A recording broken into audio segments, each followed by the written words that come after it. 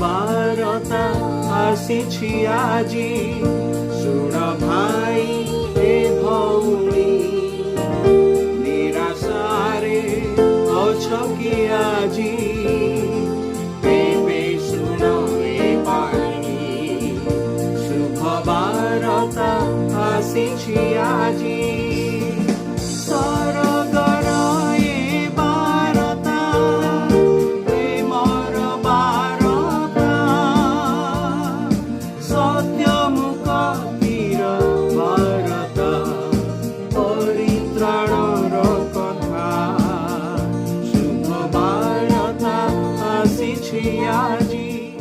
प्रिय श्रोता बंधु, प्रभु श्रीख्रीष्ट मोहन्नत नाम आपको शुभेच्छा।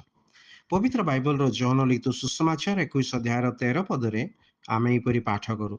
जीशु आसी रुटी घेनी से देले, आउ सही प्रकारे माछ मध्य देले।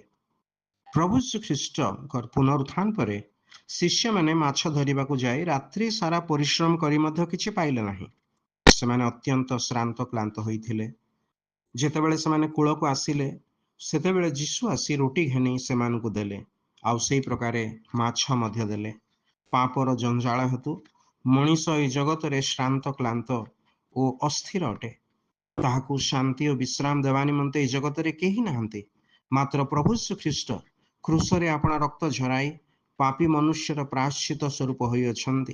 ताहांकठारे विश्वासकारी प्रत्येक मनुष्य को से पाप क्षमा दियंती, आउ से परित्राण प्राप्त हुए। एई जगत रे श्रांत क्लांत और पराजित प्रत्येक पापी निमंते केवल प्रभु श्रीख्रीष्ट ही एकमात्र आशा और सहारा अटंती।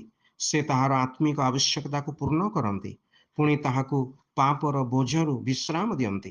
प्रभु श्रीख्रीष्ट ठारे विश्वास द्वारा आपण मध्य जेपरि परित्राण, शांति और विश्राम प्राप्त हेबे, एथिपाई ईश्वर आपणको साहाय्य करंतु।